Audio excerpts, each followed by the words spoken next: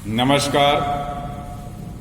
आर्या श्रीमती दुलारी Singh college के YouTube channel पर आप सभी का स्वागत है। आज हम आपको DLED 4th सेमेस्टर विषय शांति शिक्षा एवं सतत विकास के अंतर्गत टॉपिक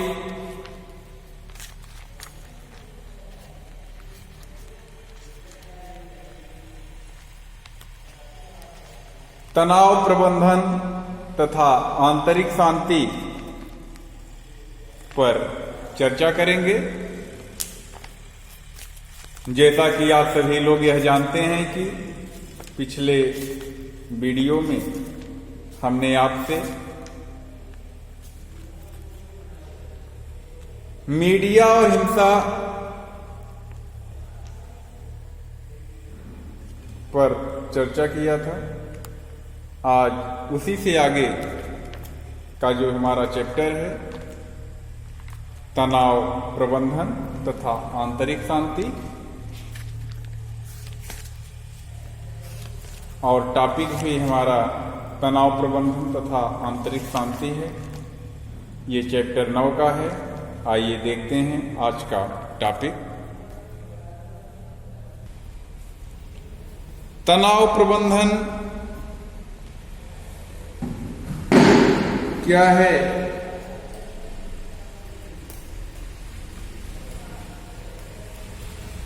तनाव प्रबंधन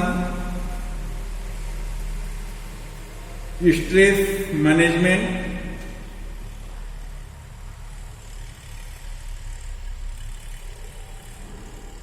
तनाव मन के भीतर उत्पन्न होने वाला एक विकार है।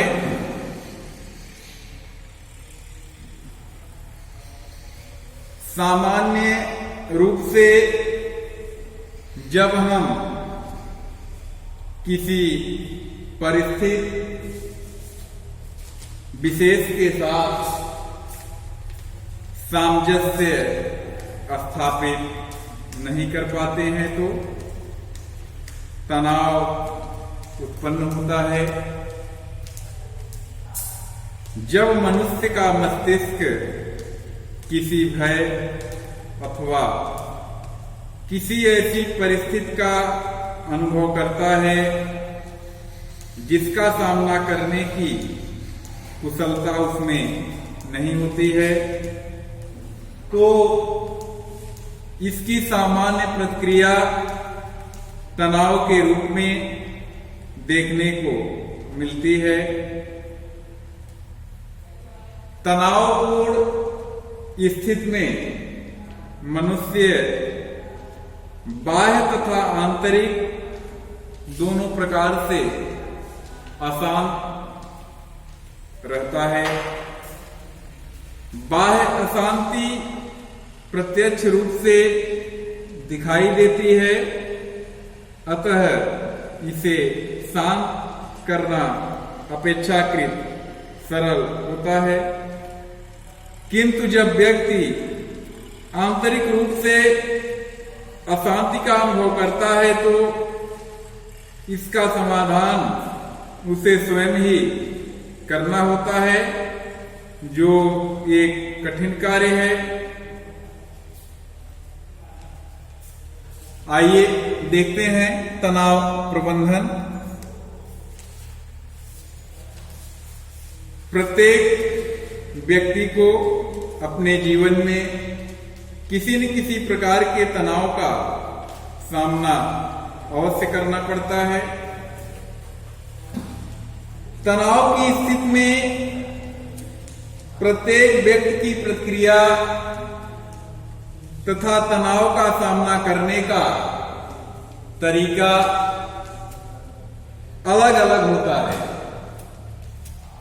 जीवन के सामान्य तनाव से तो प्रत्येक व्यक्ति किसी न किसी प्रकार से स्वयं को मुक्त कर लेता है, किंतु कई बार ऐसी परिस्थितियां सामने आती हैं जिनका सामना करने के लिए कुछ युक्तियों का ज्ञान आवश्यक होता है। तनाव प्रबंधन के अंतर्गत इन्हीं युक्तियों की जानकारी व्यक्ति को दी जाती है और इनका कुशलतापूर्वक प्रयोग करना भी बताया जाता है। तनाव प्रबंधन हमें तनाव को दूर करने का सर्वोत्तम रास्ता दिखाता है। यह तनाव के दुष्प्रभाव को कम करने तथा तनाव से बचने में हमारी सहायता करता है। तनाव प्रबंधन का उचित ज्ञान व्यक्ति को अपनी संपूर्ण जीवन शैली, विचारों, भावनाओं, किसी समस्या का समाधान करने के तरीके पर नियंत्रण करना तथा तनावपूर्ण स्थिति को अपने अनुसार परिवर्तित करना सिखाता है। इस प्रकार यह कहा जा सकता है कि हमारे जीवन में आंतरिक एवं बाह्य शांति को बनाए रखने में तनाव प्रबंधन का विशेष योगदान है। तनाव प्रबंधन के मुख्य रूप से 3 चरण होते हैं जो निम्न है।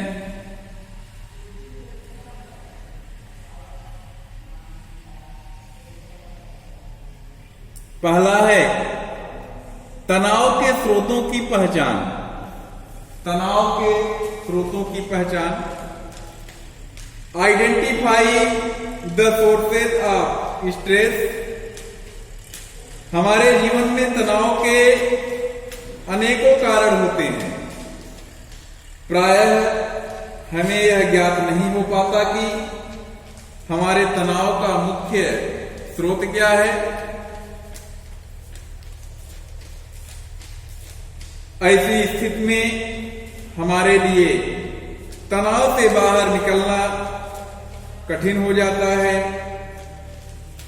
तनाव प्रबंधन हम उन स्रोतों की जानकारी प्रदान करता है। तनाव प्रबंधन हमें उन स्रोतों की जानकारी प्रदान करता है जिनसे सामान्यतः तनाव का उदय होता है।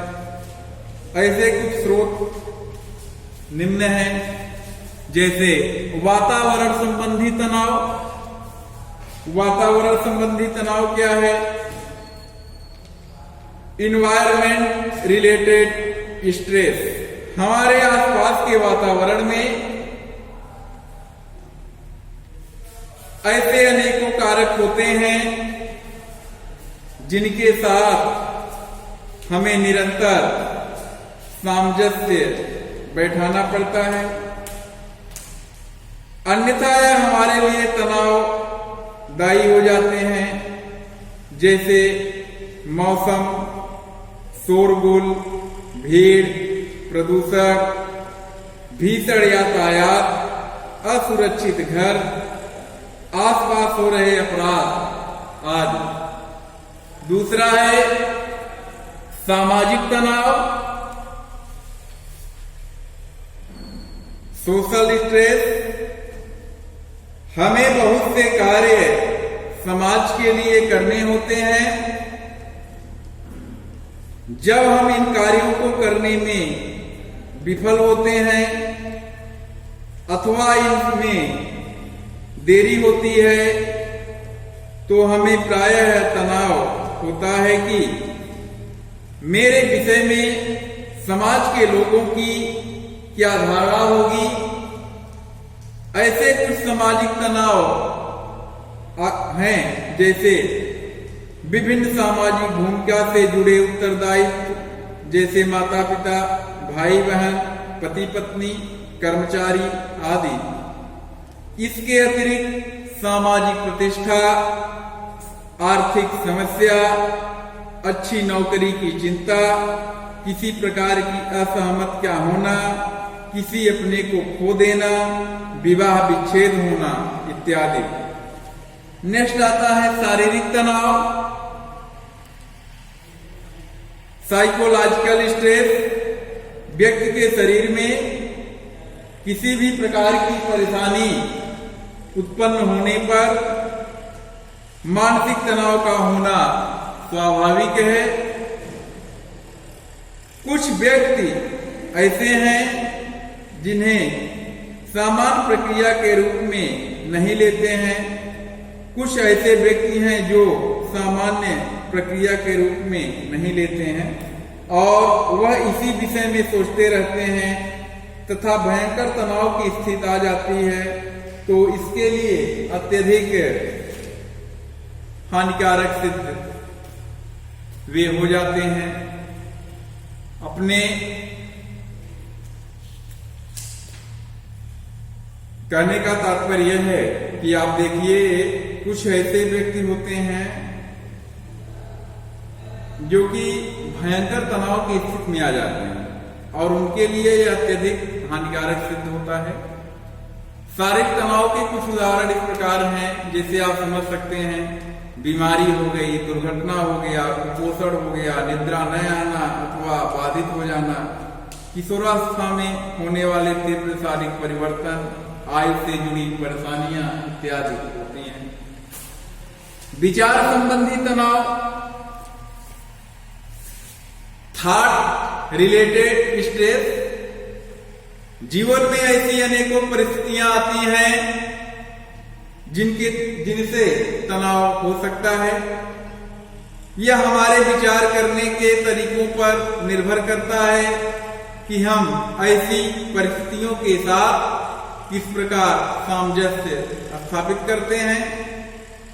यदि हम ऐसी स्थिति में परेशानी, कठिनाई अथवा पीड़ा का अनुभव करने लगे तथा कर्तव्य विमूढ़ हो जाएं, तो निश्चित रूप से हमारे लिए तनावदायी होगा। किंतु यदि हम ऐसी परिस्थितियों का सामान्य रहकर सामना करें तो हम तनाव मुक्त रहते हुए इसका समाधान भी कर सकते हैं।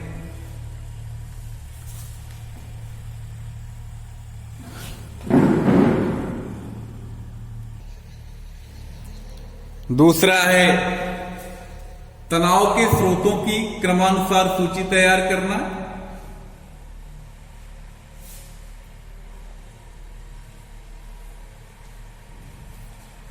किसी व्यक्ति के तनाव के एक से अधिक स्रोत हो सकते हैं, अतः यह आवश्यक है कि इस बात को जान लिया जाए कि किन किन स्रोतों से व्यक्ति को तनाव हो रहा है। फिर तनाव देने के क्रम अधिक से कम की ओर में इन स्रोतों को व्यवस्थित करते हैं। अंत में क्रमशः तनाव का समाधान खोजकर तनाव मुक्त होने का प्रयत्न करते हैं। तनाव प्रबंधन के उपयुक्त तकनीकी का पहचान करना। तनाव प्रबंधन के लिए तनाव को दूर करने की विभिन्न तकनीकी, उनके प्रयोग से होने वाले लाभ तथा कौन सी तकनीकी किस परिस्थिति में लाभप्रद है, इन बातों की जानकारी आवश्यक है। तनाव प्रबंधन की कुछ प्रमुख तकनीकियां हैं, जैसे शारीरिक गतिविधि एवं नियमित व्यायाम। शारीरिक गतिविधि एवं नियमित व्यायाम करना,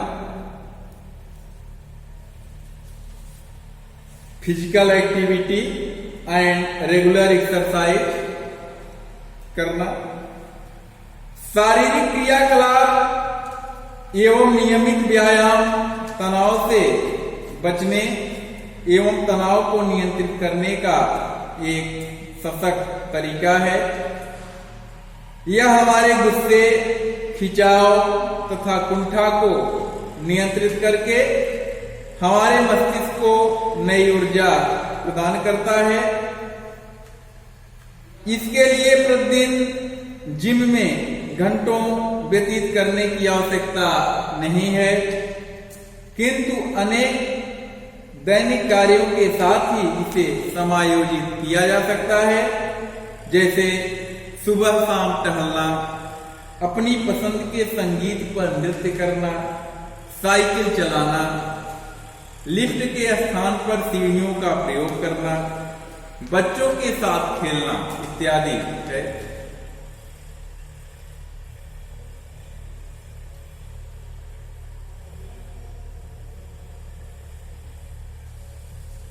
सामाजिक जुड़ाव करना,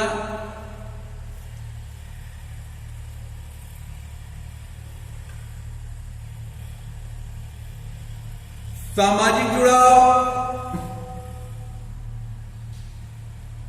अनावश्यक तनाव से हमें बचने के लिए ये उपाय करने चाहिए, जैसे नहीं कहना सीखना, जो अनावश्यक तनाव है।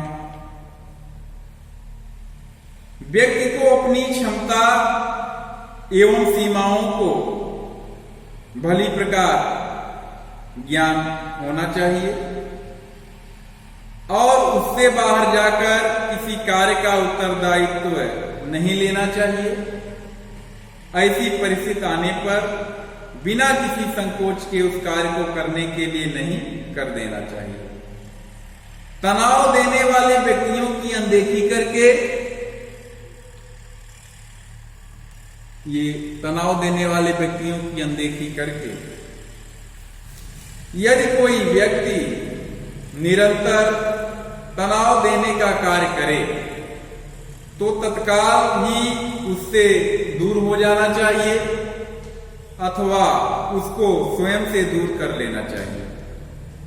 अपने वातावरण को नियंत्रित करके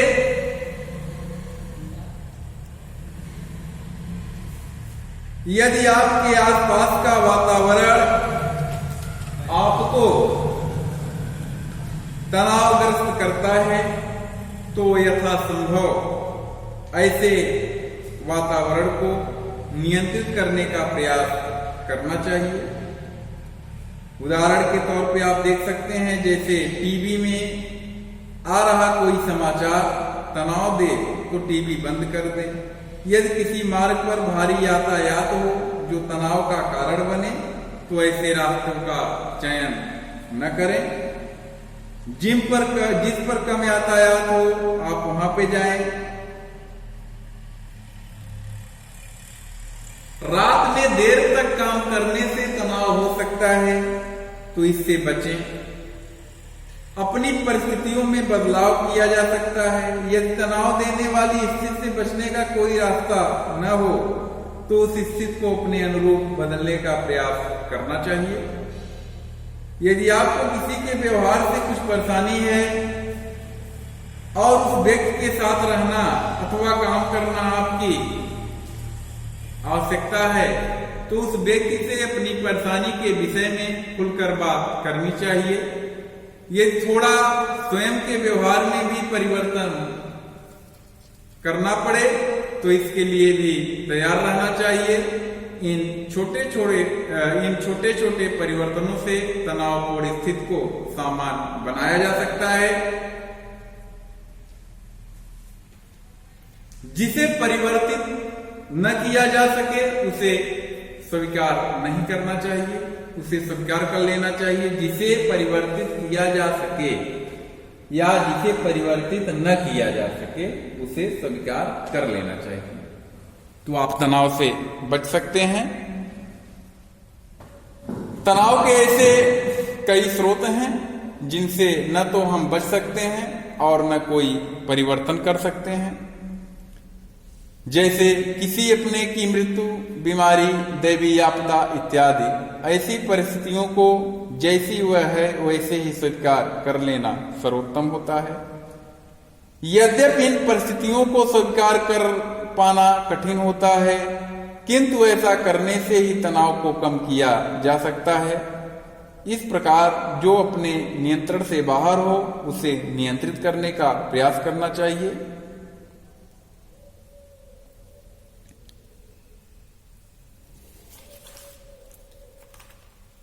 विश्राम तथा आमोद प्रमोद के लिए समय निकालना चाहिए। ऐसा करने से व्यक्ति शारीरिक तथा मानसिक रूप से स्वस्थ बना रहता है और सभी प्रकार के तनाव से उसे आराम मिलता है। ध्यान साधना करके भी व्यक्ति अपने तनाव से मुक्त पा सकता है। इस प्रकार से आपने देखा आज के टॉपिक में कि तनाव प्रबंधन तथा क्या है, तनाव प्रबंधन क्या होता है, तनाव प्रबंधन के स्रोतों की पहचान कैसे कर सकते हैं और कौन से ऐसे स्रोत हैं। इसके बाद अनावश्यक तनाव से कैसे बचा जा सकता है। तो इस प्रकार से आज का टॉपिक यहीं पे समाप्त होता है। आप सभी लोग इस वीडियो के माध्यम से पढ़ाए गए लेक्चर का नोट्स तैयार करें। आने वाले परीक्षाओं में इस प्रकार से इससे रिलेटेड बहुत सारे प्रश्न बनते हैं और अक्सर पूछे जाते रहे हैं। अब हम आपसे अगले वीडियो में फिर मिलेंगे। तब तक के लिए नमस्कार, धन्यवाद।